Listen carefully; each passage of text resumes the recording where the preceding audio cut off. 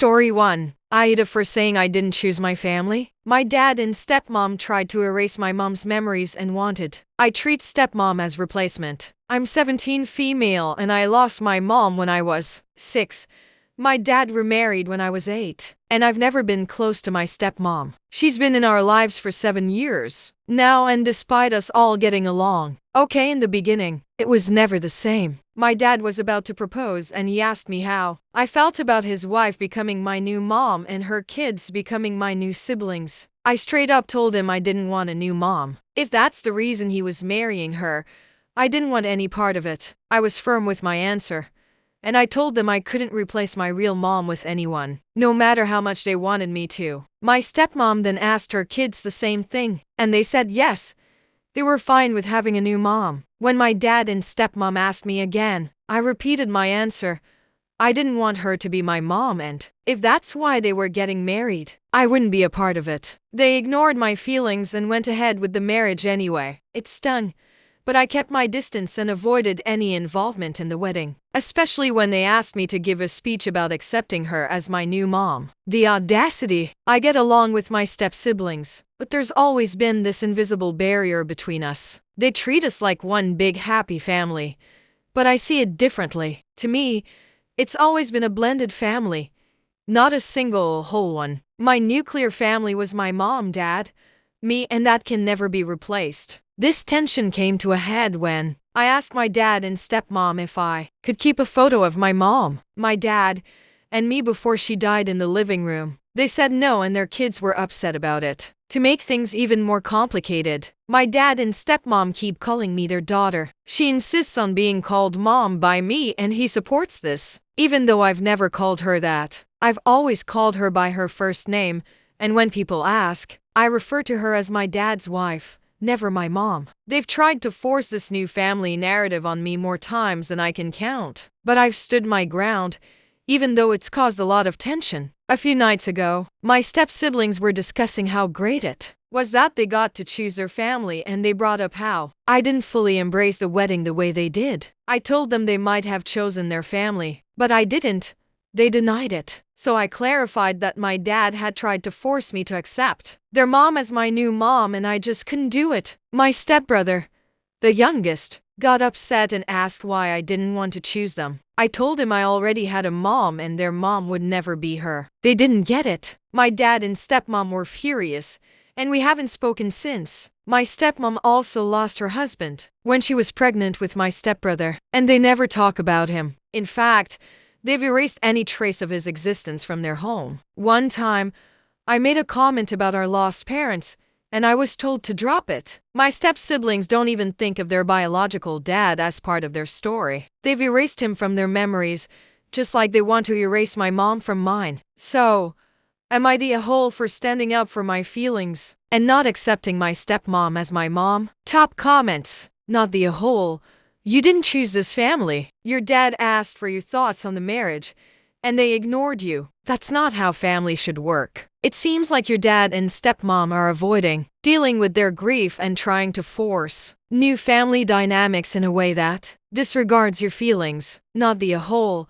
You are absolutely right in saying you didn't choose your family. They tried to force you into this narrative that just doesn't feel real to you. Your feelings are valid, and it's not fair for them to expect you to just accept it. I hope you continue to stand up for yourself. Not the a-hole. You're not rejecting them or their mom. You're just not willing to replace your own mom, and that's completely understandable. It's clear your dad and stepmom don't respect your boundaries. Stick to your guns. If they won't acknowledge your feelings, that's on them, not you. Not the a-hole. Your feelings are yours, and they're valid. It's sad that your dad and stepmom have been so dismissive of your boundaries and emotions. Maybe therapy could help, but only if they're open to listening. You've done nothing wrong. You're almost an adult, and once you're out on your own, you'll have more control over your relationships. Story 2. AITA for refusing to change my daughter's name because my ex wants to name her after his late mother. I'm 26 female, and I found out I was pregnant shortly after my ex, James, completely freaked out. He insisted that the baby couldn't possibly be his because he wasn't ready to be a dad, and that this was all happening too fast. It was clear we were on different pages, but he told me he needed some time to think it all through. He moved out, blocked me, and cut off all communication for 10 months. I carried the baby alone, gave birth, and named her Sophia May after my grandmother and my favorite literary character, May,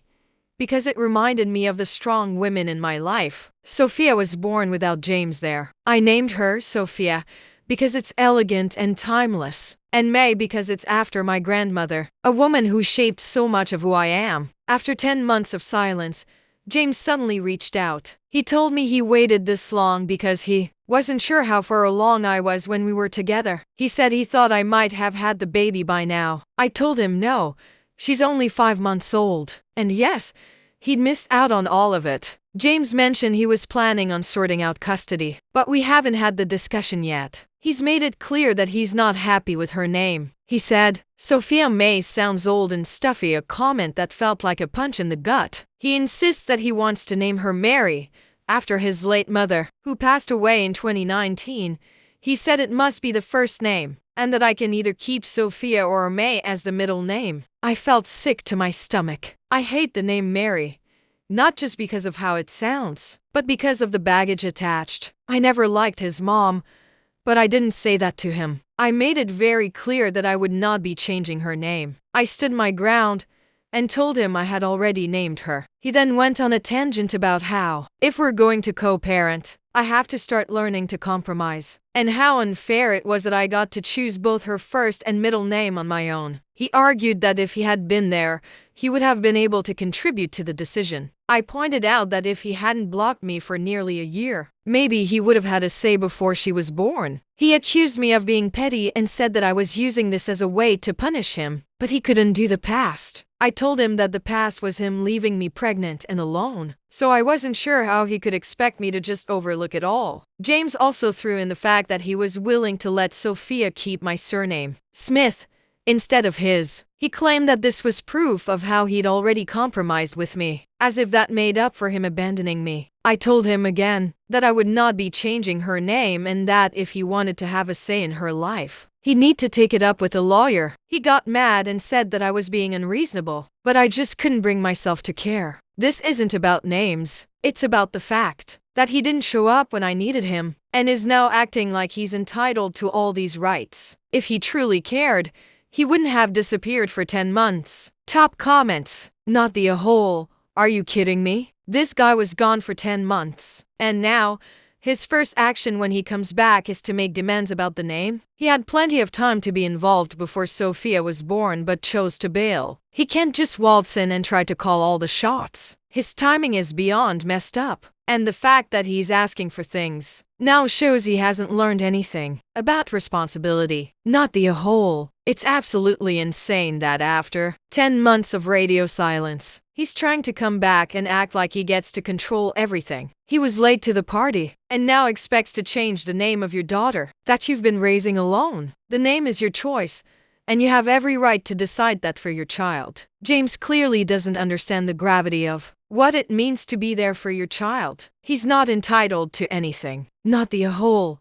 This is insane. James disappeared for almost a year and now wants to dictate how you raise your daughter and what her name should be. What part of you abandoned me does he not understand? It's not about the name.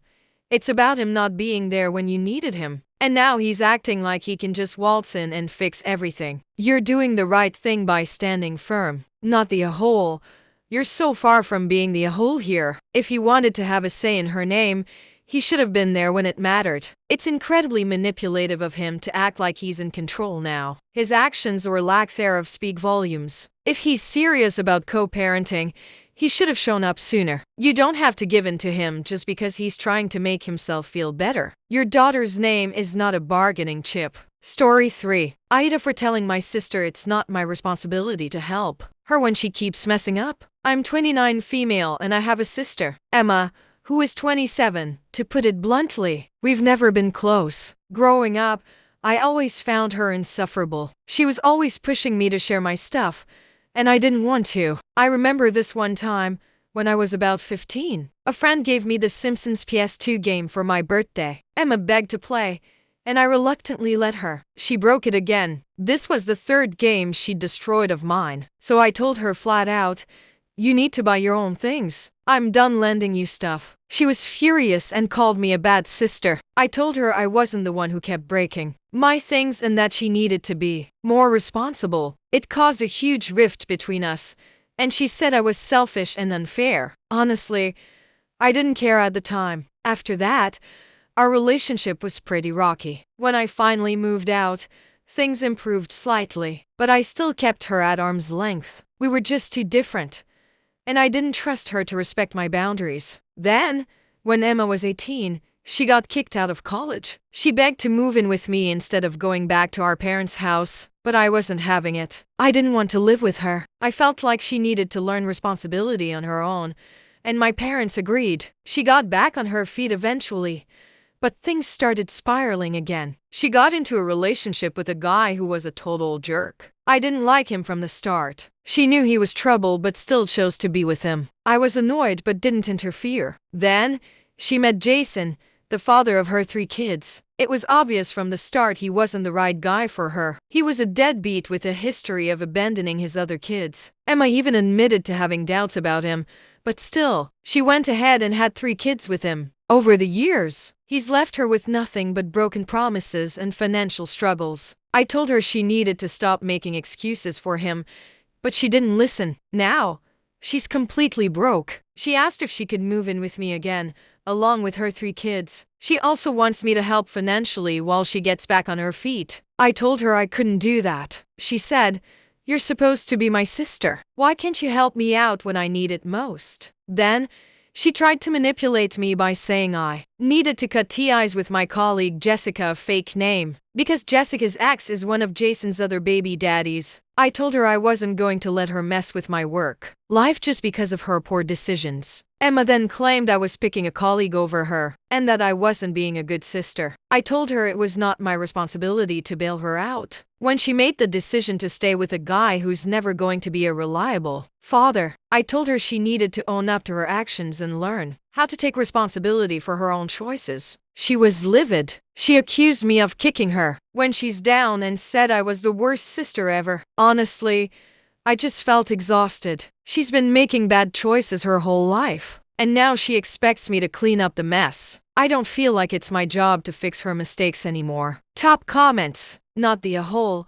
Do not set yourself on fire to keep her warm. She's a grown adult who's made her own choices, and now she's trying to guilt you into cleaning up her mess. She's been irresponsible for years, and now expects you to pay the price for her mistakes. If she's struggling, she needs to look for outside help, not lean on you. You're doing the right thing by refusing to enable her. Not the a hole. You're absolutely right. She has no accountability. It's not your job to take care of her, especially when she keeps making bad decisions and blaming everyone else. Remember when she broke your PS2 games and tried to guilt trip you into sharing everything? Same thing happening here. Don't let her walk all over you again. You owe her nothing. Not the a hole.